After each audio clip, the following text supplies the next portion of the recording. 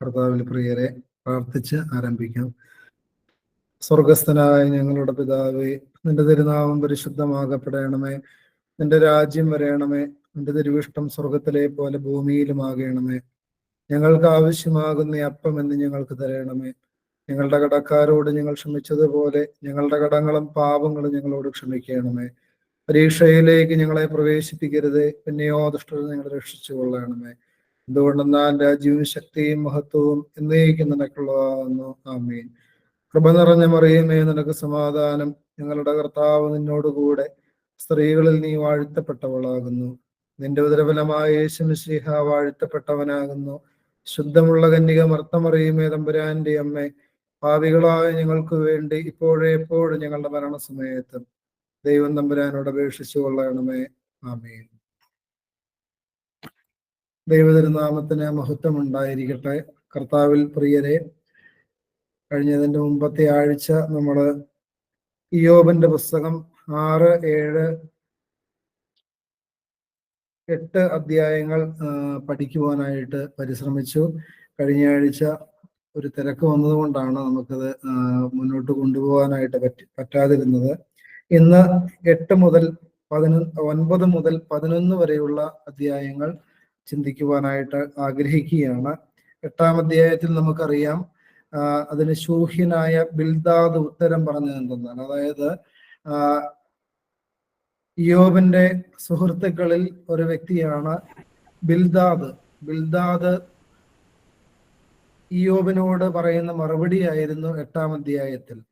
ആ വാക്കുകൾ ഇയ്യോബിനെ വല്ലാതെ മുറിപ്പെടുത്തുന്നുണ്ട്. കാരണം അതിന്റെ 4-ാമത്തെ വാക്യം എങ്ങനെയായിരുന്നു? നിന്റെ മക്കൾ അവനോട് പാപം ചെയ്തെങ്കിൽ അവൻ അവരെ അവരുടെ അതിക്രമങ്ങൾക്ക് ഏൽപ്പിച്ചു കളഞ്ഞുവെന്ന് പറയുകയാണ്. അതായത് പ്രിയപ്പെട്ടവരിപ്പോ നമ്മുടെ ആരുടെയെങ്കിലും മക്കൾ ഒരു ആക്സിഡന്റിലോ മറ്റെന്തെങ്കിലും പ്രയാസത്തിലോ മരിച്ചു പോയി എന്ന് വിചാരിക്കുക. അതിന്റെ ദുഃഖവുമായിരിക്കുന്ന അവസരത്തിൽ നമ്മളെ വിമർശിച്ചുകൊണ്ട് പറയുകയാണ്, അവരവരുടെ പാപം മൂലമാണ് അവർക്ക് ആ ഒരു അപകടം ഉണ്ടായത്, അതുമൂലമാണ് അവര് മരണപ്പെട്ടത് എന്നൊക്കെ കേൾക്കേണ്ടി വരുന്ന ഒരു സാഹചര്യം ഒന്ന് ആലോചിച്ചു. ഇതേ സാഹചര്യമാണ് ആർക്കുണ്ടാകുന്നത്? ഇതേ സാഹചര്യമാണ് ഇയ്യോബിന് ഉണ്ടാകുന്നത്. ശരീരം മുഴുവനും വ്രണം ബാധിച്ച് ആ വ്രണത്തിൽ നിന്ന് ചലം പുറത്തേക്ക് ഒഴുകി ചാരത്തിൽ ഇരുന്ന് ആ വ്രണത്തിൽ ഉണ്ടായിക്കൊണ്ടിരിക്കുന്ന പുഴുവിനെ ഓടുകൊണ്ട് തോണ്ടി പുറത്തിടുന്ന ഒരു സാഹചര്യം, ഭാര്യ തള്ളിപ്പറഞ്ഞിരിക്കുന്ന ഒരു സാഹചര്യം. പ്രിയപ്പെട്ടവരെ, ഇങ്ങനെയുള്ള ഒരു സാഹചര്യത്തിൽ ഈ സുഹൃത്തുക്കൾ 7 ദിവസം ഇയ്യോബിന്റെ കൂടെ ഇരുന്ന് ഉപവാസമെടുത്ത് ഇയ്യോബിന് വേണ്ടിയൊക്കെ പ്രാർത്ഥിക്കുന്നു. എങ്കിലും 7-ാം ദിവസം മുതൽ ഇയ്യോബ് പറഞ്ഞ വാക്കുകൾക്ക് മറുപടി കൊടുക്കുകയാണ്. അതായത് ഇയ്യോബിനെ കുറ്റപ്പെടുത്തിക്കൊണ്ട് ഇയ്യോബ് നീതിമാനാണെന്ന് ഇയ്യോബ് സമർത്ഥിക്കുമ്പോൾ ഇയ്യോബ് പാപിയാണെന്നും, അല്ലെങ്കിൽ ഇയ്യോബിന്റെയും ഇയ്യോബിന്റെ കുടുംബത്തിന്റെയും മക്കളുടെയൊക്കെ പാപം കൊണ്ടാണ് ഈ സാഹചര്യങ്ങൾ ഉണ്ടായതെന്നും പറഞ്ഞ് ഇയ്യോബിനെ വാക്കുകൾ കൊണ്ട് വ്രണപ്പെടുത്തുകയാണ് ഈ സുഹൃത്തുക്കൾ ചെയ്യുന്നത്. ഇവിടെ പറയുകയാണ്, നിന്റെ മക്കൾ അവരുടെ പാപം നിമിത്തമാണ് മരണപ്പെട്ടതെന്ന് അവര് ഇയ്യോബിനോട് ബിൽദാദ് ഉത്തരം പറയുകയാണ്. അതാണ് നമ്മൾ കഴിഞ്ഞ ആഴ്ച ചിന്തിച്ചത്. ഈ ആഴ്ച 9-ാമത്തെ അധ്യായം ഇയ്യോബ് അതിനുള്ള മറുപടി കൊടുക്കുകയാണ്. അതിനുശേഷം 9-ഉം 10-ഉം അധ്യായങ്ങളിൽ ഇയ്യോബ് അതിനുള്ള മറുപടി കൊടുക്കുകയാണ്. അതിന് ഇയ്യോബ് ഉത്തരം പറഞ്ഞത് എന്തെന്നാൽ, അത് അങ്ങനെ തന്നെ എന്ന് എനിക്കും അറിയാം. നിശ്ചയം ദൈവസന്നദ്ധിയിൽ മർത്യൻ നീതിമാനാകുന്നത് എങ്ങനെ? അവനോട് വ്യവഹരിപ്പാൻ ഇഷ്ടം തോന്നിയാൽ 1000-ൽ 1 ഉത്തരം പറയുവാൻ കഴിയുകയില്ല. അവൻ ജ്ഞാനിയും മഹാശക്തനുമാകുന്നു. അവനോട് ശഠിച്ചിട്ട് ഹാനി വരാത്തവൻ ആര്? എന്നിങ്ങനെ ഇയ്യോബ് മറുപടി പറയുകയാണ്. കാരണം ഇദ്ദേഹം ബിൽദാദ് ഇയ്യോബിനോട് ഒരു നിർദ്ദേശം കൂടെ കൊടുക്കുന്നുണ്ട് 8-ാം അധ്യായത്തിൽ. അവിടെ ഇങ്ങനെയാണ്, നീ ദൈവത്തെ ശ്രദ്ധയോടെ അന്വേഷിക്കുകയും സർവശക്തനോട് അപേക്ഷിക്കുകയും ചെയ്താൽ നീ നിർമ്മലനും നേരുള്ളവനുമെങ്കിൽ അവൻ ഇപ്പോൾ നിനക്ക് വേണ്ടി ഉണർന്നു വരും, നിന്റെ നീതിയുള്ള വാസസ്ഥലത്തെ യഥാസ്ഥാനത്താക്കുമെന്ന് ഇയ്യോബിനോട് ഒരു ഉപദേശം കൊടുക്കുന്നുണ്ട് ബിൽദാദ്. ഈ ഉപദേശത്തിന് കൂടെയുള്ള മറുപടിയാണ് ഇയ്യോബ് തന്റെ ഈ 9-ാം അധ്യായത്തിന്റെ ആദ്യ ഭാഗത്ത് പ്രകടിപ്പിക്കുന്നത്. അദ്ദേഹം പറയുകയാണ്, അത് അങ്ങനെ തന്നെ എന്ന് എനിക്കും അറിയാം നിശ്ചയം, ദൈവസന്നദ്ധിയിൽ മർത്യൻ നീതിമാനാകുന്നത് എങ്ങനെ. പ്രിയപ്പെട്ടവർ, ഇതിനോട് ബന്ധപ്പെട്ട ഒരു പുതിയ നിയമ ഭാഗം നമുക്ക് കണ്ടെത്താനായിട്ട് സാധിക്കും. പഴയ നിയമത്തിലെ ഒരു കോട്ടിങ് തന്നെ റോമർക്ക് എഴുതിയ ലേഖനത്തിൽ പൗലോസ്ലീഹ ആ ജനത്തെ അഭിസംബോധന ചെയ്തുകൊണ്ട് എഴുതിയിട്ടുണ്ട്. റോമർ 3-ാം അധ്യായം എടുക്കാമോ? റോമർ 3-ാം അധ്യായം 10-ാമത്തെ വാക്യം ഒന്ന് വായിക്കാമോ? റോമർ 3-ാം അധ്യായം 10-ാമത്തെ വാക്യം. യോബ് ചോദിക്കുകയാണ്, ദൈവസന്നിധിയിൽ മർത്യൻ നീതിമാനാകുന്നത് എങ്ങനെയാണ്? അതിന് ആരുമില്ല, ഒരുത്തൻ പോലുമില്ല, ഗ്രഹിക്കുന്നവനില്ല, ദൈവത്തെ അന്വേഷിക്കുന്നവനുമില്ല. എല്ലാവരും വഴിതെറ്റി ഒരുപോലെ കൊള്ളരുതാത്തവരായി തീർന്നു. നന്മ ചെയ്യുന്നവനില്ല, ഒരുത്തൻ പോലുമില്ല. അവരുടെ തൊണ്ട തുറന്ന ശവക്കുഴി, നാവുകൊണ്ട് അവർ ചതിക്കുന്നു. സർപ്പവിഷം അവരുടെ അധരങ്ങൾക്ക് കീഴേ ഉണ്ട്. അവരുടെ വായിൽ ശാപവും കയ്പും നിറഞ്ഞിരിക്കുന്നു. അവരുടെ കാൽ രക്തം ചൊരിയുവാൻ ബന്ധപ്പെടുന്നു. നാശവും അരിഷ്ടതയും അവരുടെ വഴികളിലുണ്ട്. സമാധാന മാർഗം അവർ അറിഞ്ഞിട്ടില്ല. അവരുടെ ദൃഷ്ടിയിൽ ദൈവഭയമില്ല എന്നിങ്ങനെ എഴുതിയിരിക്കുന്നുവല്ലോ. പഴയ നിയമത്തിൽ പറയുന്ന ഒരു വചനഭാഗമാണ് അത്. പൗലോസ്ലീഹ പുതിയ നിയമസഭയായ റോമാ സഭയോട് അദ്ദേഹം പറയുകയാണ്, നീതിമാൻ ആരുമില്ല, ഒരുത്തൻ പോലുമില്ല, ഗ്രഹിക്കുന്നവനില്ല, ദൈവത്തെ അന്വേഷിക്കുന്നവനും ഇല്ല എന്ന് പറയുകയാണ്. ഇവിടെ ഇയ്യോബും പറയുന്നത് എങ്ങനെയാണ്? ദൈവസന്നിധിയിൽ ഞാൻ എന്നെ തന്നെ എത്ര തന്നെ നീതിമാനാക്കാൻ പരിശ്രമിച്ചാലും ഞാൻ ദൈവസന്നിധിയിൽ നീതിമാനാവുകയില്ലെന്ന് എനിക്ക് നന്നായിട്ട് അറിയാം എന്ന് അദ്ദേഹം പറയുകയാണ്. അവനോട് വ്യവഹരിപ്പാൻ ഇഷ്ടം തോന്നിയാൽ 1000-1 പോലും ഉത്തരം പറയുവാനായിട്ട് കഴിയുകയില്ല. അതായത് ദൈവം എന്നോട് എന്തെങ്കിലും കാര്യത്തിൽ സംസാരിച്ചു കഴിഞ്ഞാൽ അതിലെ 1000 കാര്യങ്ങളിൽ ഒരു കാര്യത്തിന് പോലും എനിക്ക് മറുപടി പറയുവാനായിട്ട് സാധിക്കുകയില്ലെന്നും ഇയ്യോബ് ബിൽദാദിനോട് മറുപടി പറയുകയാണ്. അതിനുശേഷം ദൈവത്തിന്റെ വൻകാര്യങ്ങളെ പറ്റി, ദൈവത്തിന്റെ പ്രവർത്തനങ്ങളെ പറ്റി, ദൈവത്തിന്റെ ജ്ഞാനത്തെ പറ്റി, ദൈവത്തിന്റെ പ്രവർത്തികൾക്ക് അതിരുകളില്ലെന്നുള്ള ആശയങ്ങൾ വരുന്ന രീതിയിൽ ഇയ്യോബ് പിന്നീട് കുറച്ച് വാക്യങ്ങളിൽ അത് പറയുകയാണ്. 10 വരെയുള്ള വാക്യങ്ങൾ അതൊന്ന് വായിക്കാമോ?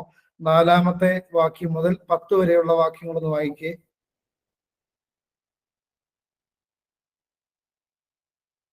9-ാം അധ്യായം. അവൻ ജ്ഞാനിയും മഹാശക്തനുമാകുന്നു. അവനോട് ശടിച്ചിട്ട് ഹാനി വരാത്തവൻ ആർ? അവൻ പർവ്വതങ്ങളെ അവയറിയാതെ നീക്കിക്കളയുന്നു. തന്റെ കോപത്തിൽ അവയെ മറിച്ചു കളയുന്നു. അവൻ ഭൂമിയെ സ്വസ്ഥാനത്ത് നിന്ന് വിളക്കുന്നു. അതിന്റെ തൂണുകൾ കുലുങ്ങിപ്പോകുന്നു. അവൻ സൂര്യനോട് കൽപ്പിക്കുന്നു, അത് ഉദിക്കാതിരിക്കുന്നു. അവൻ നക്ഷത്രങ്ങളെ പൊതിഞ്ഞ് മുദ്രയിടുന്നു. അവൻ തനിച്ച് ആകാശത്തെ വിരിക്കുന്നു. സമുദ്രത്തിലെ തിരമാലകളിൽ മേൽ അവൻ നടക്കുന്നു.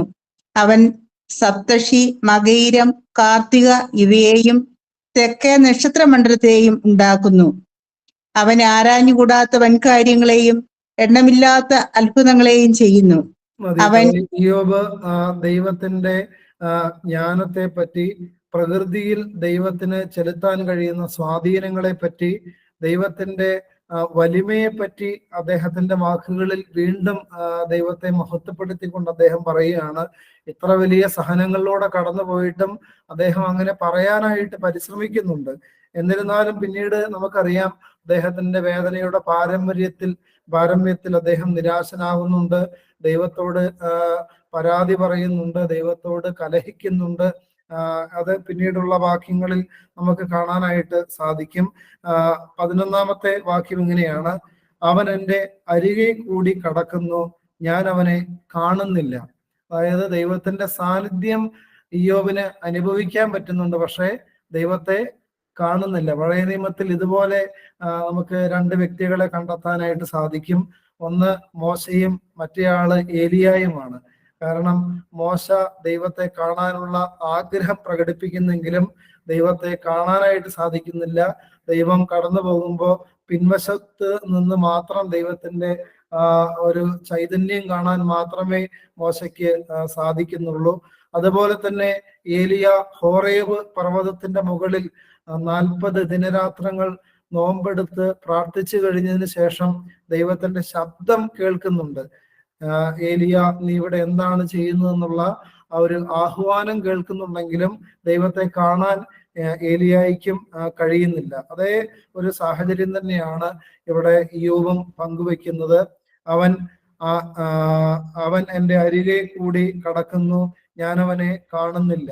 അവൻ കടന്നു പോകുന്നു, ഞാൻ അവനെ അറിയുന്നതുമില്ല.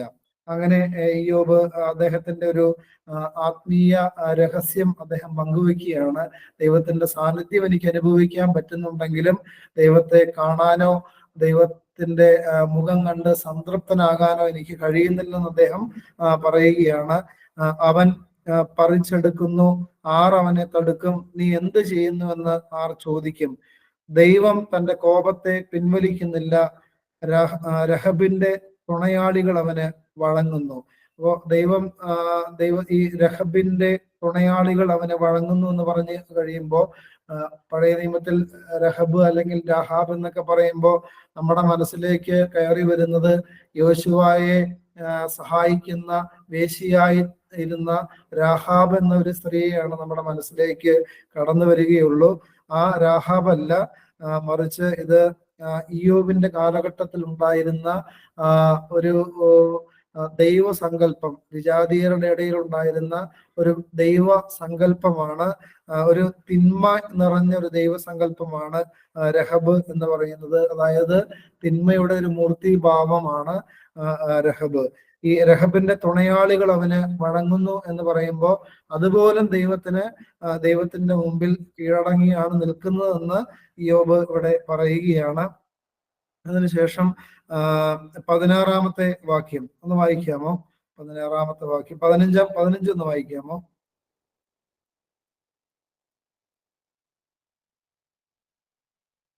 15-ാമത്തെ വാക്യം. ഞാൻ നീതിമാനായിരുന്നാലും അവനോട് ഉത്തരം പറഞ്ഞുകൂടാ, എന്റെ പ്രതിയോഗിയോട് ഞാൻ യാചിക്കേണ്ടി വരും. ഞാൻ വിളിച്ചിട്ട് അവൻ ഉത്തരമരുളിയാലും എന്റെ അപേക്ഷ കേൾക്കുമെന്ന് ഞാൻ വിശ്വസിക്കുകയില്ല. കൊടുങ്കാറ്റ് കൊണ്ട് ഇയ്യോബ് ഇങ്ങനെ പറയുകയാണ്, ഞാൻ നീതിമാനായിരുന്നാലും അവനോട് ഉത്തരം പറഞ്ഞുകൂടാ. അതായത് ദൈവത്തിന്റെ നീതിയുടെ മുമ്പിൽ എന്റെ നീതി ഒന്നുമല്ല എന്ന് അദ്ദേഹം സമ്മതിക്കുകയാണ്. ഞാൻ എത്ര നീതിമാനാവാനായിട്ട് പരിശ്രമിച്ചാലും, ഞാൻ എത്ര നീതിമാനാണെന്ന് എനിക്ക് തോന്നിയാലും ദൈവത്തിന്റെ നീതിക്ക് മുമ്പാകെ, ദൈവത്തിന്റെ വിശുദ്ധിക്ക് മുമ്പാകെ, ദൈവത്തിന്റെ മഹത്വത്തിന് മുമ്പാകെ ഞാൻ ഒന്നുമല്ല, ഞാൻ ഏതുമല്ലെന്ന് അദ്ദേഹം സമ്മതിക്കുകയാണ്. അതിനുശേഷം അദ്ദേഹം പറയുകയാണ്, ഞാൻ വിളിച്ചിട്ട് അവൻ ഉത്തരമരുളിയാലും എന്റെ അപേക്ഷ കേൾക്കും എന്ന് ഞാൻ വിശ്വസിക്കുകയില്ല. ഇതൊരു നിരാശയിൽ നിന്ന് വരുന്ന ഒരു വാക്കാണ്. കാരണം സാധാരണ നമ്മൾ എന്താ പറയുക, ഞാൻ വിളിച്ചാൽ എൻ്റെ ദൈവം കേൾക്കും, ദൈവം എനിക്ക് മറുപടി നൽകും, എൻ്റെ ജീവിതത്തിൽ ദൈവം ഇടപെടുമെന്ന് പറയേണ്ട സാഹചര്യത്തിൽ ഇയ്യോബ് പറയുകയാണ്, ഞാൻ വിളിച്ചിട്ട് അവൻ ഉത്തരമരുളിയാലും എൻ്റെ അപേക്ഷ കേൾക്കുമെന്ന് ഞാൻ വിശ്വസിക്കുന്നില്ല. അതിന് കാരണമുണ്ട്. എന്താ കാരണം നമുക്കറിയാം. ഇതിപ്പോ എത്രയോ നാളുകളായി, ഒത്തിരി തകർച്ചകൾ കഴിഞ്ഞ് വീണ്ടും ഒത്തിരി നാളുകളായി അദ്ദേഹത്തിന്റെ ജീവിതത്തിന് യാതൊരു മാറ്റവും വരുന്നില്ല. അദ്ദേഹത്തിന്റെ രോഗത്തിന് സൗഖ്യം വരുന്നില്ല. അദ്ദേഹത്തിന്റെ സുഹൃത്തുക്കൾ നിരന്തരം നിന്ദിച്ചുകൊണ്ടിരിക്കുന്നു. അദ്ദേഹത്തിന്റെ ഭാര്യ മാറി നിന്ന് വീക്ഷിച്ചു കൊണ്ടിരിക്കുന്നു. മക്കളെല്ലാം അദ്ദേഹത്തിന് നഷ്ടപ്പെട്ടു പോയി. ആരുമില്ലാത്ത സാഹചര്യത്തിൽ ഇത് എത്ര നാളുകളാണെന്ന് നമുക്കറിയില്ല. എന്നിരുന്നാലും ഇത് മാസങ്ങൾ നീണ്ടു നിൽക്കുന്ന ഒരു പരീക്ഷയിലൂടെ അദ്ദേഹം കടന്നു പോവുകയാണ്. ഈ പരീക്ഷയുടെ സമയത്ത് അദ്ദേഹത്തിന്റെ വിശ്വാസം ക്ഷയിച്ചു പോകുന്നത് കൊണ്ടാണ് അദ്ദേഹം പറയുന്നത്, എൻ്റെ അപേക്ഷ കേൾക്കുമെന്ന് ഞാൻ വിശ്വസിക്കുന്നില്ല. അതിനെ സമർത്ഥിക്കാൻ വേണ്ടി അദ്ദേഹം കുറച്ച് കാര്യങ്ങൾ കൂടെ പറയുകയാണ്. കൊടുങ്കാറ്റ് കൊണ്ട് അവൻ എന്നെ തകർക്കുന്നുവല്ലോ, കാരണം കൂടാതെ എൻ്റെ മുറിവുകളെ പെരുക്കുന്നു, ശ്വാസം കഴിപ്പാൻ എന്നെ സമ്മതിക്കുന്നില്ല, കയ്പ് കൊണ്ട് എൻ്റെ വയറ് നിറയ്ക്കുന്നു. പ്രിയപ്പെട്ടവരെ, അതായത് എത്ര പ്രാർത്ഥിച്ചിട്ടും ഒരു പ്രയോജനം ഉണ്ടാകുന്നില്ല. എത്രമേൽ പ്രാർത്ഥിക്കുന്നോ അതിനനുസരിച്ച് ദുഃഖങ്ങളും ഞെരുക്കങ്ങളും പ്രയാസങ്ങളും കൂടി വരുന്ന ഒരു സാഹചര്യമാണ് ഇയ്യോബിന്റെ ജീവിതത്തിൽ ഉണ്ടാകുന്നത്. അപ്പോ ഈ പ്രതിസന്ധികളിൽ ഒരു മാറ്റം ഉണ്ടാകാതെ വന്നപ്പോ അദ്ദേഹത്തിന്റെ വിശ്വാസത്തിന് അല്പം കോട്ടം തട്ടുന്നുണ്ട്. അതുകൊണ്ടാണ് അദ്ദേഹം പറയുന്നത്, ശ്വാസം കഴിപ്പാൻ പോലും എന്നെ സമ്മതിക്കുന്നത്, ശ്വാസം എടുക്കാൻ പോലും കഴിയാത്ത വിധം വലിയ സഹനത്തിന്റെ തീച്ചൂളയിലൂടെ ദൈവം എന്നെ നടത്തിക്കൊണ്ടിരിക്കുക. അതുകൊണ്ട് ഞാൻ ഒരു കാര്യം വിശ്വസിക്കുന്നില്ല, ഞാൻ പ്രാർത്ഥിച്ചാൽ പോലും ദൈവം മറുപടി തരുമെന്ന് ഞാൻ ഇപ്പൊ വിശ്വസിക്കുന്ന പോലുമില്ല എന്ന് അദ്ദേഹത്തിന്റെ ഒരു വേദനയുടെ കാഠിന്യത്തിൽ അദ്ദേഹം പറയുകയാണ്. അതിനുശേഷം 19-ാമത്തെ വാക്യം മുതലൊന്ന് വായിക്കാമോ? 19 മുതലുള്ള വാക്യം, 9-ാം അധ്യായം. ബലം വിചാരിച്ചാൽ അവൻ തന്നെ ബലവാൻ, ന്യായവിധി വിചാരിച്ചാൽ ആർ എനിക്കായി അവധി നിശ്ചയിക്കും. ഞാൻ നീതിമാനായാലും എന്റെ സ്വന്തമായി എന്നെ കുറ്റം വിധിക്കും. ഞാൻ നിഷ്കളങ്കനായാലും അവൻ എനിക്ക് വക്രത ആരോപിക്കും. ഞാൻ നിഷ്കളങ്കൻ, ഞാൻ എന്റെ പ്രാണനെ കരുതുന്നില്ല, എന്റെ ജീവനെ ഞാൻ നിരസിക്കുന്നു. അതെല്ലാം ഒരുപോലെ, അതുകൊണ്ട് ഞാൻ പറയുന്നത്, ഞാൻ നിഷ്കളങ്കനെയും ദുഷ്ടനെയും നശിപ്പിക്കുന്നു. ബാധ പെട്ടെന്ന് കൊല്ലുന്നുവെങ്കിൽ നിർദോഷികളുടെ നിരാശ കണ്ട് അവൻ ചിരിക്കുന്നു. മതി വച്ചമേ, മതി. അതായത് ഇദ്ദേഹം പറയുന്നുണ്ട്, ഞാൻ ദൈവസന്നിധിയിൽ നീതിമാനായിട്ടാണ് ജീവിച്ചത്. അദ്ദേഹത്തിന്റെ ഹൃദയപരമാർത്ഥത കൊണ്ട് അദ്ദേഹം പറയുകയാണ്, ഞാൻ നീതിമാനായാലും എന്റെ സ്വന്തമായി എന്നെ കുറ്റം വിധിക്കും. ഞാൻ നിഷ്കളങ്കനായാലും അവൻ എനിക്ക് വക്രത ആരോപിക്കും. ഞാൻ നിഷ്കളങ്കൻ, ഞാൻ എന്റെ പ്രാണനെ കരുതുന്നില്ല, എന്റെ ജീവനെ ഞാൻ നിരസിക്കുന്നു. പ്രിയപ്പെട്ടവരെ, അദ്ദേഹം പാപം ചെയ്തിട്ടില്ലെന്നും ആ പാപത്തിന്റെ പരിണിത ഫലമായിട്ടാണ് ഈ തകർച്ചകളെന്നും ഇതുവരെയും ഇയ്യോബ് വിശ്വസിക്കുന്നില്ല. അദ്ദേഹം ഇപ്പോഴും പറയുന്നുണ്ട്, ഞാൻ ദൈവസന്നിധിയിൽ നീതിയോടുകൂടെയാണ് ചരിച്ചത്, ഞാൻ നിഷ്കളങ്കനായിട്ടാണ് ജീവിച്ചത്. നമുക്കറിയാം, ഇയ്യോബിന്റെ പുസ്തകത്തിന്റെ ആരംഭത്തിൽ ദൈവം തന്നെ ഇയ്യോബിനെ പറ്റി പറയുന്നുണ്ട്, ഇവനെ പോലെ നിഷ്കളങ്കനും നേരുള്ളവനും ദൈവഭക്തനും ദോഷം വിട്ടകലുന്നവനുമായ ഒരുവനെയും ഞാൻ ഇന്നുവരെ കണ്ടിട്ടില്ല എന്നാണ് ദൈവം പറയുന്നത്.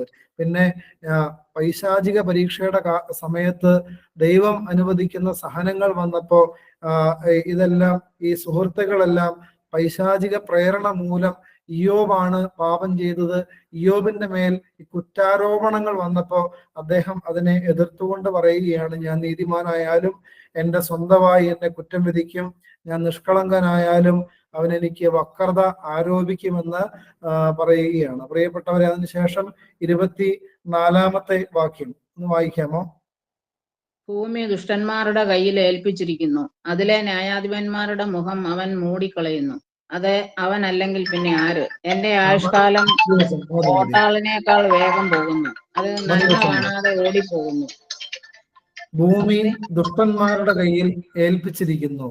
ഇതിനോട് ബന്ധപ്പെട്ട ഏതെങ്കിലും ഒരു പുതിയ നിയമവചനം നിങ്ങൾക്ക് പറയാൻ പറ്റുമോ? ഭൂമി ദുഷ്ടന്മാരുടെ കയ്യിൽ ഏൽപ്പിച്ചിരിക്കുന്നു. സങ്കീർത്തനത്തിലാണോ? സങ്കീർത്തനത്തിലല്ല കൊച്ചമ്മേ, പുതിയ നിയമത്തിൽ. അതായത് ഭൂമി ദുഷ്ടന്റെ വലയത്തിലാണ് എന്ന് പറയുന്ന ഒരു വചനമുണ്ട്. ഇയ്യോബിന്, അദ്ദേഹത്തിന് മനസ്സിലാകുന്ന ഒരു കാര്യമാണ് അദ്ദേഹം പ്രഖ്യാപിക്കുന്നത്. ഭൂമി ദുഷ്ടന്മാരുടെ കയ്യിൽ ഏൽപ്പിച്ചിരിക്കുന്നുവെന്ന് എഴുതി വെച്ചിരിക്കുക. 1 യോഹന്നാൻ ഒന്ന് എടുക്കാമോ? 1 യോഹന്നാൻ 5-ാം അധ്യായം 19-ാമത്തെ വാക്യം. 1 യോഹന്നാൻ 5-ാം അധ്യായം 19-ാമത്തെ വാക്യം എടുക്കാമോ? 1 യോഹന്നാൻ 1-ാം അധ്യായം 19-ാമത്തെ വാക്യം. നാം ദൈവത്തിൽ നിന്നുള്ളവൻ എന്ന് നാം അറിയുന്നു, അല്ലേ? നാം ദൈവത്തിൽ നിന്ന് ജനിച്ചിരിക്കുന്നവൻ ആരും പാപം ചെയ്യുന്നില്ല എന്നും നാം അറിയുന്നു. 5-ാം അധ്യായമാണ്. 1 യോഹന്നാൻ 5-ാം അധ്യായം. ആകയാൽ യേശു അവരോട് ഉത്തരം പറഞ്ഞത്, ആമേൻ ആമേൻ ഞാൻ നിങ്ങളോട് പറയുന്നു, പിതാവ് ചെയ്തു കാണുന്നതല്ലാതെ പുത്രന് സ്വതവേ ഒന്നും ചെയ്യാൻ. 1 യോഹന്നാൻ 5-ാം അധ്യായം 1 യോഹന്നാൻ 5-ാം അധ്യായം 19-ാമത്തെ വാക്യം. നാം ദൈവത്തിൽ നിന്നുള്ളവർ എന്ന് നാം അറിയുന്നു, ആ സർവ്വലോകവും ദുഷ്ടന്റെ അധീനതയിൽ കിടക്കുന്നു. ദൈവപുത്രൻ സർവ വന്നു എന്ന് സർവലോകവും ദുഷ്ടന്റെ ആരുടെ അധീനതയിൽ അധീനതയിൽ? ദുഷ്ടന്റെ അധീനതയിൽ ദുഷ്ടന്റെ അധീനതയിൽ കിടക്കുന്നു. ഇയ്യോബ് തന്നെയല്ലേ പറയുന്നത്, ഭൂമി ദുഷ്ടന്മാരുടെ കയ്യിൽ ഏൽപ്പിച്ചിരിക്കുന്നു, ഇല്ലേ? ഇത് തന്നെയാണ് പരിശുദ്ധനായ യോഹന്നാൻ ശ്ലീഹായിലൂടെ ദൈവത്തിന്റെ പരിശുദ്ധാത്മാവ് വെളിപ്പെടുത്തുകയാണ്. സർവലോകവും ആരുടെ അധീനതയിലാണ് കിടക്കുന്നത്? ദുഷ്ടന്മാരുടെ, സാത്താന്റെ അധീനതയിൽ കിടക്കുന്നു.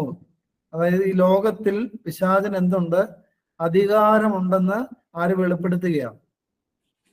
ഇയ്യോബും അതോടൊപ്പം തന്നെ പുതിയ നിയമത്തിൽ യോഹന്നാനും വെളിപ്പെടുത്തുകയാണ്. ഇനി അതിന് ഒന്നുകൂടെ ഒരു തെളിവ് ലഭിക്കാൻ തക്കവണ്ണം യേശു തന്നെ വെളിപാട് പുസ്തകത്തിൽ ഒരു സഭയോട് പ്രകാരം പറയുന്നുണ്ട്. വെളിപാട് 2-ാം അധ്യായം എടുക്കാമോ? വെളിപാട് പുസ്തകം 2-ാം അധ്യായം 13-ാമത്തെ വാക്യം. വർഗമോസിലെ സഭയിലെ ദൂതനെ എഴുതുക എന്ന് പറഞ്ഞ് ആരംഭിക്കുക. നീ എവിടെ പാർക്കുന്നു എന്നും അത് സാത്താന്റെ സിംഹാസനം ഉള്ളിടമെന്നും ഞാൻ അറിയുന്നു. നീ എന്റെ നാമം മുറുകെ പിടിച്ചിരിക്കുന്നു. നിങ്ങളുടെ ഇടയിൽ സാത്താൻ പാർക്കുന്നിടത്ത് തന്നെ എന്റെ സാക്ഷിയും വിശ്വസ്തനുമായ അന്തിപ്പാസിനെ കൊന്ന കാലത്ത് പോലും നീ എങ്കിലുള്ള വിശ്വാസം നിഷേധിച്ചിട്ടില്ല. ഇവിടെയും യേശു എന്താ വെളിപ്പെടുത്തുന്നത്? നീ പാർക്കുന്ന ഇടം, നീ എവിടെ പാർക്കുന്നുവെന്നും അത് സാത്താന്റെ സിംഹാസനം ഉള്ള ഇടമെന്നും ഞാൻ അറിയുന്നു. പ്രിയപ്പെട്ടവർ, എന്നിട്ട് ആ സഭയിലെ ദൂതനോട് പറയുകയാണ്, നിങ്ങളുടെ ഇടയിൽ സാത്താൻ പാർക്കുന്നിടത്ത് തന്നെ എന്റെ സാക്ഷിയും വിശ്വസ്തനുമായ അന്തിപ്പാസിനെ കൊന്ന കാലത്ത് പോലും നീ എങ്കിലുള്ള വിശ്വാസം നിഷേധിച്ചില്ല. അതായത് നമ്മളൊക്കെ പാർക്കുന്ന ഇടം അത്ര സുരക്ഷിതമാണോ? എങ്ങനെയെങ്കിലും ജീവിച്ചു പോയാൽ ഉറപ്പായിട്ടും എന്ത് സംഭവിക്കും? തട്ടുകേട് കിട്ടാനായിട്ട് സാധ്യതയുണ്ട്. ഇതിനു മുമ്പും നമ്മൾ ചിന്തിച്ചൊരു ഭാഗമാണ്. ഇതിന്റെ ആദ്യ ഭാഗത്ത് നമ്മൾ അതിനെ പറ്റി പറഞ്ഞതായിരുന്നു. പത്രോസ് ലീഹായുടെ ലേഖനത്തിൽ നിന്ന് സാത്താനെ പറ്റി എന്താ ഇവിടെ എഴുതി വെച്ചിരിക്കുന്നത്? അവൻ അലറുന്ന സിംഹത്തെ പോലെ ആരെ വിഴുങ്ങേണ്ടുന്നുവെന്ന് വിചാരിച്ച് ചുറ്റി സഞ്ചരിക്കുന്നുവെന്ന് നമ്മൾ നേരത്തെ ചിന്തിച്ചായിരുന്നു. അതുകൊണ്ട് പ്രിയപ്പെട്ടവരെ, ഇവിടെ ഇയ്യോബ് പറയുകയാണ്, ഭൂമി ദുഷ്ടന്മാരുടെ കയ്യിൽ ഏൽപ്പിച്ചിരിക്കുന്നു. അതുകൊണ്ട് ഈ ഭൂമിയിൽ ജീവിക്കുമ്പോൾ നമ്മൾ ദൈവവുമായിട്ട് അഭേദ്യമായൊരു ബന്ധത്തിൽ മുന്നോട്ട് പോയില്ലെങ്കിൽ എന്ത് സംഭവിക്കും? ഈ ഭൂമിയുടെ അധിപതി, ഈ ലോകത്തിന്റെ അധിപതി നമ്മുടെ മേൽ കർത്തൃത്വം നടത്താനായിട്ടുള്ള സാധ്യതകൾ ഉണ്ട്. അതുകൊണ്ടാണ് ഉപവാസത്താലും പ്രാർത്ഥനയാലും അല്ലാതെ ഈ ജാതി നീങ്ങിപ്പോവുകയില്ലെന്ന് കർത്താവ് തന്നെ തന്റെ ശിഷ്യൻ സമൂഹത്തോട് മുന്നറിയിപ്പ് കൊടുക്കുന്നത്. അതുകൊണ്ട് പ്രിയപ്പെട്ടവരെ, നല്ല പ്രാർത്ഥനയിലും അടിയുറച്ച വിശ്വാസത്തിലും നല്ല ഉപവാസത്തിലും ജാഗരണത്തിലൊക്കെ മുന്നോട്ട് പോയില്ലെങ്കിൽ ഒരു തകർച്ചയ്ക്ക് സാധ്യതയുണ്ടെന്ന് വിശുദ്ധ വേദപുസ്തകം നമ്മെ പഠിപ്പിക്കുകയാണ്. അതിനുശേഷം ഇയ്യോബിന്റെ പുസ്തകം 9-ാം അധ്യായത്തിലേക്ക് മടങ്ങിപ്പോകാം. 9:25 മുതലുള്ള വാക്യങ്ങൾ വായിക്കാമോ? എന്റെ ആയുഷ്കാലം ഓട്ടാളനേക്കാൾ വായിക്കുന്നതിന് മുമ്പ് ഒരു മിനിറ്റ്.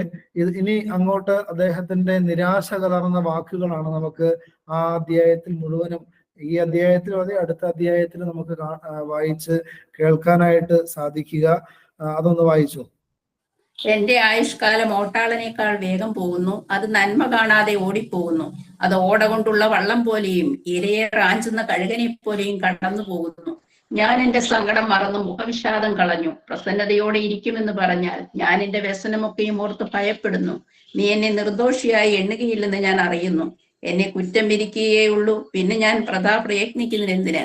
ഞാൻ ഹിമം കൊണ്ട് എന്നെ കഴുകിയാലും ക്ഷാരജലം കൊണ്ട് എന്റെ കൈ വെടിപ്പാക്കിയാലും നീ എന്നെ ചേറ്റുകുഴിയിൽ മുക്കിക്കളയും. എന്റെ വസ്ത്രം പോലും എന്നെ വെറുക്കും. ഞാൻ അവനോട് പ്രതിപാദിക്കേണ്ടതിനും ഞങ്ങൾ ഒരുമിച്ച് ന്യായവിസ്താരത്തിന് ചെല്ലേണ്ടതിനും അവൻ എന്നെ പോലെ മനുഷ്യനല്ലല്ലോ. ഞങ്ങളെ ഇരുവരെയും പറഞ്ഞു നിർത്തേണ്ടതിന് ഞങ്ങളുടെ നടുവിൽ ഒരു മധ്യസ്ഥനുമില്ല.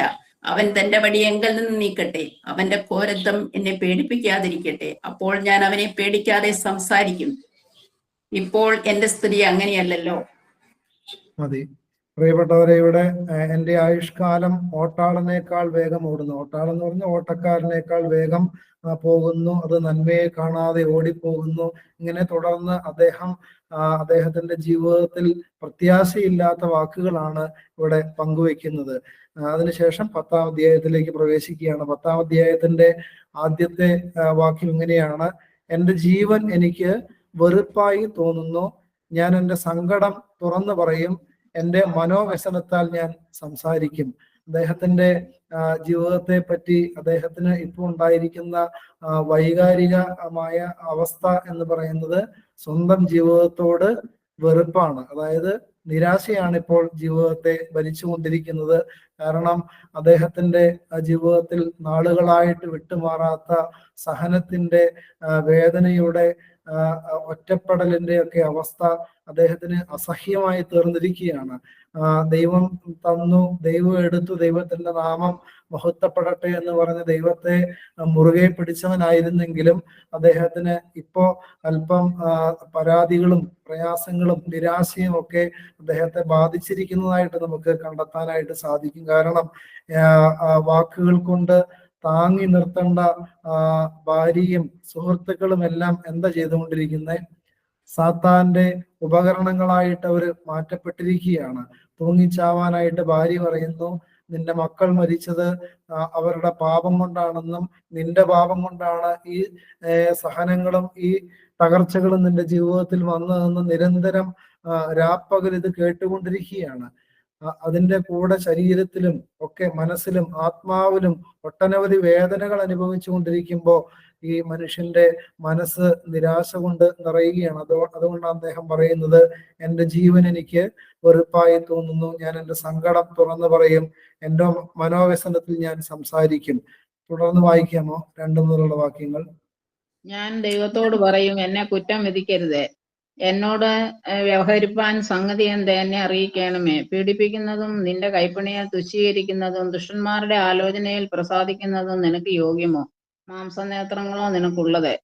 മനുഷ്യൻ കാണുന്നത് പോലെയോ നീ കാണുന്നത്? നീ എൻ്റെ അകൃത്യം അന്വേഷിപ്പാനും എൻ്റെ പാപത്തെ ശോധന ചെയ്യുവാനും നിന്റെ നാളുകൾ മനുഷ്യന്റെ നാളുകൾ പോലെയോ?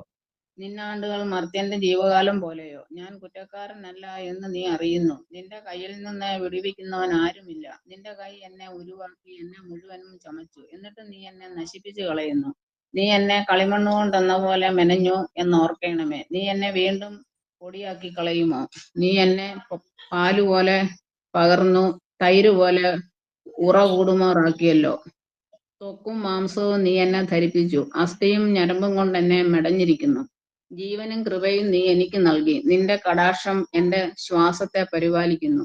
എന്നാൽ നീ ഇത് നിന്റെ ഹൃദയത്തിൽ ഒളിച്ചു വെച്ചു. ഇതായിരുന്നു നിന്റെ താല്പര്യം എന്ന് ഞാൻ അറിയുന്നു. മതി. അതായത് ദൈവത്തോട് പിന്നീട് അദ്ദേഹം കലഹിക്കുകയാണ്. ദൈവത്തോട് കുറെ ചോദ്യങ്ങൾ ചോദിക്കുകയാണ്. ഇതായിരുന്നോ നിന്റെ ഉദ്ദേശം?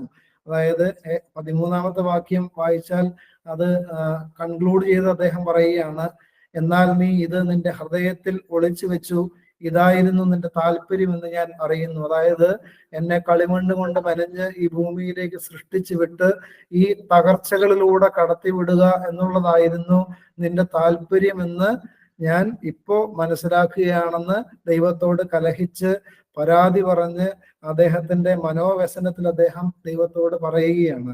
അതിനുശേഷം 14-ാമത്തെ വാക്യം ഇങ്ങനെയാണ്: ഞാൻ പാപം ചെയ്താൽ നീ കണ്ടുവയ്ക്കുന്നു, എൻ്റെ അകൃത്യം നീ ശിക്ഷിക്കാതെ വിടുന്നതുമില്ല. ഞാൻ ദുഷ്ടനെങ്കിൽ എനിക്ക് അയ്യോ കഷ്ടം, നീതിമാനായിരുന്നാലും ഞാൻ തല ഉയർത്തേണ്ടതല്ല, ലജ്ജാപൂർണനായി ഞാൻ എൻ്റെ കഷ്ടത കാണുന്നു. ഈ തരത്തിൽ ആ ഒരു അധ്യായം മുഴുവനും പിന്നീട് ദൈവത്തോട് കലഹിക്കുന്ന ഒരു യോബിനെയാണ് നമുക്ക് കണ്ടെത്താനായിട്ട് സാധിക്കുന്നത്. 11-ാമത്തെ അധ്യായത്തിലേക്ക് പ്രവേശിക്കുമ്പോൾ 11-ാം അധ്യായത്തിൽ അതിന് നയമത്യനായ സോഫാർ, നമുക്കറിയാം ആദ്യത്തെ വ്യക്തി, 3-ാമത്തെ സുഹൃത്ത് ഇപ്പോൾ സംസാരിക്കാനായിട്ട് ആരംഭിക്കുകയാണ്. 2-ാമത്തെ ആളായിരുന്നു ഏലിഹു, 1-ാമത്തെ ആളായിരുന്നു ഏലിഫസ്, 3-ാമത്തെ ആളാണ് സോഫാർ. സോഫാർ അതിന് ഉത്തരം പറഞ്ഞത് എന്നാൽ, വാക്ബാഹുല്യത്തിന് ഉത്തരം പറയേണ്ടയോ? വിടുവായൻ നീതിമാനായിരിക്കുമോ? പ്രിയപ്പെട്ടവരെ, ഒരു സുഹൃത്ത് പറയുന്ന വാക്കുകളാണ്. അദ്ദേഹത്തെ വീണ്ടും മുറിപ്പെടുത്തുന്ന വാക്കുകളാണ്. അതായത് ഇയ്യോബിനെ എന്തായിട്ടാണ് ഇപ്പൊ ഇവിടെ പറഞ്ഞിരിക്കുന്നത്? ഇയ്യോബ് പറയുന്ന കാര്യങ്ങളെല്ലാം ഒരു വിടുവായൻ സംസാരിക്കുന്നത് പോലെ സംസാരിക്കുന്നു എന്നാണ് പറയുന്നത്. ഒരു വിടുവായനായിട്ടാണ് അദ്ദേഹത്തെ ഇവിടെ ചിത്രീകരിച്ചിരിക്കുന്നത്. നിന്റെ വായ്പട കേട്ടിട്ട് പുരുഷന്മാർ മിണ്ടാതിരിക്കുമോ? നീ പരിഹസിക്കുമ്പോൾ നിന്നെ ലജ്ജിപ്പിപ്പാൻ ആരുമില്ലയോ എന്ന് അദ്ദേഹം ചോദിക്കുകയാണ്. അതായത് നീ വിടുവായുത്തരമൊക്കെ പറയുമ്പോൾ ഇതെല്ലാം കേട്ട് ഞങ്ങൾ വെറുതെ ഇരിക്കുമെന്ന് നിനക്ക് തോന്നുന്നുണ്ടോ? ഇതിന് പുരുഷൻ മറുപടി പറയാതിരിക്കുമോ എന്ന് പറഞ്ഞുകൊണ്ടാണ് വളരെ പരുഷമായ രീതിയിൽ അദ്ദേഹത്തോട് ഈ സുഹൃത്തായ സോഫാർ സംസാരിക്കുകയാണ്. പ്രിയപ്പെട്ടവരെ, അതിനുശേഷം 13-ാമത്തെ വാക്യം മുതലൊന്ന് വായിക്കാമോ? 13-ാമത്തെ വാക്യം. നിന്റെ ഹൃദയത്തെ സ്ഥിരമാക്കി അവങ്കലേക്ക് കൈമലർത്തുമ്പോൾ നിന്റെ കയ്യിൽ ദ്രോഹമുണ്ടെങ്കിൽ അതിനെ അകറ്റുക. നീതികേട് നിന്റെ കൂടാരങ്ങളിൽ പാർപ്പിക്കരുത്. അപ്പോൾ നീ കളങ്കം കൂടാതെ മുഖം ഉയർത്തും. നീ ഉറച്ചു നിൽക്കും, ഭയപ്പെടുകയുമില്ല. അതേ, നീ കഷ്ടത മറക്കും. ഒഴുകിപ്പോയ വെള്ളം പോലെ അതിനെ ഓർക്കും. നിന്റെ ആയുസ് മധ്യാഹ്നത്തെക്കാൾ പ്രകാശിക്കും. ഇരുൾ പ്രഭാതം പോലെയാകും. പ്രത്യാശയുള്ളത് കൊണ്ട് നീ നിർഭയനായിരിക്കും. നീ ചുറ്റും നോക്കി സ്വൈര്യമായി വസിക്കും.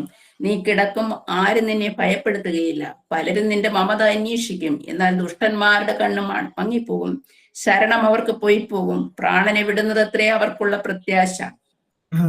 അതായത് ഈ 3 സുഹൃത്തുക്കളും അവരുടെ ഇയ്യോബിനോടുള്ള സംസാരത്തിന്റെ അവസാന ഭാഗം ഇയ്യോബിനോട് ഒരു ഉപദേശങ്ങൾ നൽകിക്കൊണ്ട് അവർ അവസാനിപ്പിക്കുന്നത്. ആ ഉപദേശം എങ്ങനെയാണ്? 3 പേരും പറയുന്നത് ഒരേ ഉപദേശമാണ്. നീ നിന്റെ ജീവിതത്തെ പരിശോധിച്ച് പാപം ഒഴിഞ്ഞ് നീ വിശുദ്ധിക്ക് വേണ്ടി പരിശ്രമിച്ചാൽ, അതായത് നീ നിന്റെ ഹൃദയത്തെ സ്ഥിരമാക്കി അവങ്കിലേക്ക് കൈമലർത്തുമ്പോൾ നിന്റെ കയ്യിൽ ദ്രോഹമുണ്ടെങ്കിൽ അതിനെ അകറ്റുക. അപ്പോൾ ഇപ്പോഴും അവരുടെ കാഴ്ചപ്പാടിൽ ഇയ്യോബിന്റെ പാപം കൊണ്ടാണ് ഇതെല്ലാം സംഭവിച്ചതെന്നാണ് ഈ 3 പേരും എപ്പോഴും ഇയ്യോബിനെതിരെ സംസാരിക്കുന്നത്. അതുകൊണ്ട് 3 പേരും ഈ ഉപദേശം കൊടുക്കുന്നത്, നീ പാപത്തെ വിട്ടൊഴിഞ്ഞ് നീ വിശുദ്ധിയിലേക്ക് വളർന്നാൽ നിന്റെ കയ്യിൽ ദ്രോഹമുണ്ടെങ്കിൽ അതിനെ അകറ്റുക. നീതികേട് നിന്റെ കൂടാരത്തിൽ പാർപ്പിക്കരുത്. അപ്പോൾ നീ കളങ്കം കൂടാതെ മുഖം ഉയർത്തും. അതായത് ഈ തിന്മകളെല്ലാം ഉപേക്ഷിച്ചാൽ, നിന്റെ കളങ്കങ്ങളെല്ലാം മാറ്റിവെച്ചാൽ നിന്റെ ഈ അവസ്ഥയ്ക്ക് മാറ്റം വരുമെന്ന് ഈ 3 സുഹൃത്തുക്കൾ ഉപദേശിക്കുന്നതാണ് നമ്മൾ കാണുന്നത്. അതാണ് ഇവിടെ പറയുന്നത്. അപ്പോൾ നീ കളങ്കം കൂടാതെ മുഖം ഉയർത്തും. നീ ഉറച്ചു നിൽക്കും, ഭയപ്പെടുകയില്ല. അതെ, നീ കഷ്ടത മറക്കും. ഒഴുകിപ്പോയ വെള്ളം പോലെ അതിനെ ഓർക്കും. നിന്റെ ആയുസ് മധ്യാഹ്നത്തെക്കാൾ പ്രകാശിക്കും. ഇരുൾ പ്രഭാതം പോലെയാകും. പ്രത്യാശയുള്ളത് കൊണ്ട് നീ നിർഭയനായിരിക്കും. നീ ചുറ്റും നോക്കി സ്വൈര്യമായി വസിക്കും. നീ കിടക്കും, ആരും നിന്നെ ഭയപ്പെടുത്തുകയില്ല. പലരും നിന്റെ മമത അന്വേഷിക്കും, എന്നാൽ ദുഷ്ടന്മാരുടെ കണ്ണ് മങ്ങിപ്പോകും. ശരണം അവർക്ക് പോയി പോകും. പ്രാണനെ വിടുന്നതത്രേ അവർക്കുള്ള പ്രത്യാശ. അതുകൊണ്ട് ഈ ദുഷ്ടത വിട്ടില്ലെങ്കിൽ അത് ഒരു താക്കീതോട് കൊടുത്തിട്ടാണ് അവസാനത്തെ വാക്യത്തിൽ അദ്ദേഹം അവസാനിപ്പിക്കുന്നത്. എന്നാൽ ദുഷ്ടന്മാരുടെ കണ്ണ് മങ്ങിപ്പോകും, ശരണം അവർക്ക് പോയി പോകും, പ്രാണനെ വിടുന്നതത്രേ അവർക്കുള്ള പ്രത്യാശ. പ്രിയപ്പെട്ടവരെ, ഈ 3 സുഹൃത്തുക്കളും ഒരേ രീതിയിൽ തന്നെയാണ് ഇയ്യോബിനോട് മറുപടി പറയുന്നത്. 3 തരത്തിലാണ് ഇവര് ഇയ്യോബിനെതിരെ പോരാടുന്നത്. അതായത് ഇയ്യോബിന്റെ പാപനിമിത്തമാണെന്നും ഇയ്യോബിന്റെ മക്കളുടെ പാപനിമിത്തമാണെന്നും ഒക്കെ ഇയ്യോബിനെതിരെ സംസാരിക്കുന്നു. അതോടൊപ്പം തന്നെ ഇയ്യോബ് നീതിമാനാണെന്ന് സ്വയം നടിക്കുകയാണ്. നിന്റെ പാപങ്ങളാണ് ഈ തകർച്ചകൾക്കെല്ലാം കാരണമെന്നും ഇവര് 3 പേരും ഒരുപോലെ ഇയ്യോബിനെ എതിരെ നിശിതമായിട്ട് വിമർശിക്കുകയാണ്. അതുകൊണ്ട് പ്രിയപ്പെട്ടവർ, ഈ അവസ്ഥകളിലൂടെ കടന്നു പോകുമ്പോഴാണ് ഇയ്യോബ് പറയുന്നത്, ഞാൻ എൻ്റെ ജീവൻ എനിക്ക് വെറുപ്പായി തോന്നി തുടങ്ങിയിരിക്കുന്നു, ഇത് അവസാനിച്ചിരുന്നെങ്കിൽ എന്നൊക്കെ അദ്ദേഹം വളരെ ആഗ്രഹത്തോടുകൂടെ ദൈവസന്നിധിയിൽ പ്രത്യാശിക്കാനൊക്കെ ശ്രമിക്കുന്നുണ്ട്. പ്രിയപ്പെട്ടവരെ, ഇതോടുകൂടെ ഇന്നത്തെ ചിന്ത നമ്മളിവിടെ അവസാനിപ്പിക്കുകയാണ്. അടുത്ത ആഴ്ചകളിൽ തുടർന്നുള്ള കാര്യങ്ങൾ ചിന്തിക്കുവാനായിട്ട് ശ്രമിക്കുന്നതാണ്. ഇന്ന് ഇതിന് നമുക്കറിയാം കൂടുതലൊരു വ്യാഖ്യാനം ഇതിനകത്ത് ഇല്ല. ഒരേ ഒരു രീതിയിലാണ് കടന്നു പോകുന്നത്. ഇയ്യോബിന്റെ ജീവിതത്തെ നീതിയുള്ളതാണെന്നും നിഷ്കളങ്കമാണെന്നും സമർത്ഥിക്കാനായിട്ട് പരിശ്രമിക്കുന്നു. ഇയ്യോബിന്റെ സുഹൃത്തുക്കൾ 3 പേരും ചേർന്ന് ഇയ്യോബ് പാപിയാണെന്നും അവന്റെ പാപത്തിന്റെ അനന്തരഫലമാണ് ഈ കാണുന്ന എല്ലാ തകർച്ചകളെന്നും വരുത്തി തീർക്കാനുള്ള പരിശ്രമങ്ങളും നടത്തിക്കൊണ്ടിരിക്കുകയാണ്. അതാണ് തുടർന്നുള്ള അധ്യായങ്ങളിലും. അതുകൊണ്ട് അടുത്ത ആഴ്ച നമ്മൾ കുറച്ച് കൂടുതൽ അധ്യായങ്ങൾ ചിന്തിക്കുവാനായിട്ട് പരിശ്രമിക്കും. അതിനകത്ത് വ്യാഖ്യാനം ആവശ്യമുള്ള ഭാഗങ്ങളിൽ മാത്രം വ്യാഖ്യാനം നടത്തുന്നതായിരിക്കും. അതുകൊണ്ട് നിങ്ങൾ ഇനി അടുത്ത ആഴ്ച ഒരു 10 അധ്യായങ്ങളെങ്കിലും ഒന്ന് വായിച്ചതിന് ശേഷം അടുത്ത ആഴ്ചയിലെ ഗൂഗിൾ മീറ്റിൽ സംബന്ധിക്കുവാനായിട്ട് ശ്രദ്ധിക്കണമെന്ന് സ്നേഹത്തോടെ ഓർപ്പിക്കുകയാണ്. നമുക്ക് പ്രാർത്ഥിച്ച് അവസാനിപ്പിക്കാം. പിതാവിനും പുത്രനും പരിശുദ്ധ റൂഹായിക്കും സ്തുതി, ആദ്യം മുതൽ എന്നും എന്നേക്കും തന്നെ. ആമേൻ. കാരുണ്യവാനായ ദൈവമേ, അനുഗ്രഹങ്ങളും കൃപകളും തന്ന് ഞങ്ങളെ വഴി നടത്തുന്ന വലിയ കൃപയ്ക്കായിട്ട് ദൈവമേ അങ്ങേക്ക് നന്ദി അർപ്പിക്കുന്നു. ദൈവമേ, ശുശ്രൂഷയിൽ സംബന്ധിച്ചു കൊണ്ടിരിക്കുന്ന എല്ലാവരെയും അവിടുന്ന് അനുഗ്രഹിക്കണമേ. അവിടുത്തെ വചനത്തിന്റെ കീഴിലായിരിക്കുവാൻ ദൈവമേ അവിടുന്ന് നൽകിയ വലിയ സാഹചര്യത്തിനും നന്മയ്ക്കും ദൈവമേ ഒരിക്കൽ കൂടെ അങ്ങയുടെ നാമത്തിന്റെ മഹത്വം കരയറ്റുന്നു. ദൈവമേ, ഞങ്ങളുടെ എല്ലാ ബലഹീനതകളും കുറവുകളും എല്ലാ ഇല്ലായ്മകളും ദുഃഖങ്ങളും ഞെരുക്കങ്ങളും അവിടുന്ന് അറിയുന്നുവല്ലോ. ഇയ്യോബിനെ പോലെ പലപ്പോഴും പല തെറ്റിദ്ധാരണകൾക്കും പലതരത്തിലുള്ള വിമർശനങ്ങൾക്കും ഞങ്ങൾക്കും അത് സംഭവിക്കുന്നുണ്ട്. ആ സമയത്തെല്ലാം പലപ്പോഴും വിശ്വാസവും പ്രത്യാശയും എല്ലാം നഷ്ടപ്പെട്ട് പലപ്പോഴും അങ്ങയോട് കലഹിക്കുവാനും മറുതലിക്കുവാനും ഒക്കെ ഇടയായി തീരുന്നുണ്ട്. ദൈവമേ, ഞങ്ങളോട് കരുണ തോന്നി വിശ്വാസത്തിൽ അടിയുറച്ചു നിൽക്കുവാൻ ഞങ്ങളെ അവിടുന്ന് സഹായിക്കണമേ. യോബ് പറയുന്നത് പോലെ ഭൂമി ദുഷ്ടന്റെ കയ്യിൽ ഏൽപ്പിക്കപ്പെട്ടിരിക്കുന്നു. ദൈവമേ, ദുഷ്ടന്റെ വലയത്തിലാണ് ഈ ഭൂമി എന്നും പിശാച് അലറുന്ന സിംഹത്തെ പോലെ ആരെ വിഴുങ്ങേണ്ടുന്നുവെന്ന് വെച്ച് ചുറ്റി സഞ്ചരിക്കുന്നുവെന്നും തിരുവചനത്തിലൂടെ അവിടുന്ന് ഞങ്ങൾക്ക് മുന്നറിയിപ്പ് നൽകുന്നുണ്ടല്ലോ. ദുഷ്ടന്റെ കണികളിൽ അകപ്പെടാതെ വണ്ണം അവന്റെ പരീക്ഷകളിൽ ദൈവമേ തകർന്നു പോകാതിരിക്കാതെ വണ്ണം ദൈവമേ അവിടുത്തേതിലുള്ള വിശ്വാസത്തിലും വിശുദ്ധിയിലും പ്രത്യാശയിലും ഞങ്ങളെ അവിടുന്ന് സംരക്ഷിച്ച് പുലർത്തണമേ. മാലാഖമാരെ അണിനിരത്തി ഞങ്ങളെ അവിടുന്ന് വഴി നടത്തണമേ. അവിടുത്തെ മക്കളായി ജീവിക്കാനായി ദൈവമേ ജ്ഞാനവും വിവേകവും വിശുദ്ധിയും വിശ്വാസവും ധാരാളമായിട്ട് തന്ന് ഞങ്ങളെ അവിടുന്ന് അനുഗ്രഹിക്കണമേ. ഇടവകയെയും ഇടവകയിലെ എല്ലാ കുടുംബങ്ങളെയും അവിടുത്തെ അദൃശ്യമായ കരം നീട്ടി അവിടുന്ന് പരിപാലിക്കണമേ. പകൽ മേഘസ്തംഭമായി രാത്രി അഗ്നിതൂണായി ഇസ്രായേൽ ജനത്തെ നടത്തിയതുപോലെ ദൈവമേ ഇടവകയെയും ഇടവകയിലെ എല്ലാ കുടുംബങ്ങളെയും അനുഗ്രഹിച്ച് വഴി നടത്തണമേ. നാളത്തെ വിശുദ്ധ ബലിയിലേക്ക് ഞങ്ങളെ അവിടുന്ന് ഒരുക്കണമേ. അവിടുത്തെ തിരുശരീര രക്തങ്ങൾ വിശുദ്ധിയോടുകൂടെ സ്വീകരിപ്പാൻ തക്കവണ്ണം ഞങ്ങളെ അവിടുന്ന് യോഗ്യരാക്കി തീർക്കണമേ. അതിനുള്ള വിശ്വാസം ദൈവമേ തന്ന് ഞങ്ങളെ അനുഗ്രഹിക്കണമേ.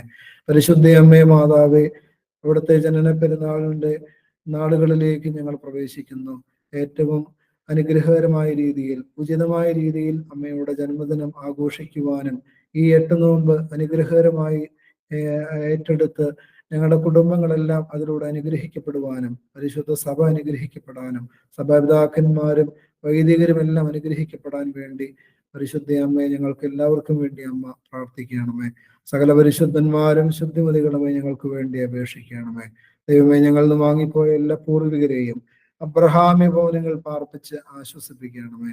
ആയത് പിതാവിന്റെയും പുത്രന്റെയും ജീവനുള്ള പരിശുദ്ധ റൂഹായുടെയും നാമ മഹത്വത്തിനായിട്ട് തന്നെ. ആമേൻ. ദൈവം എല്ലാവരെയും അനുഗ്രഹിക്കട്ടെ.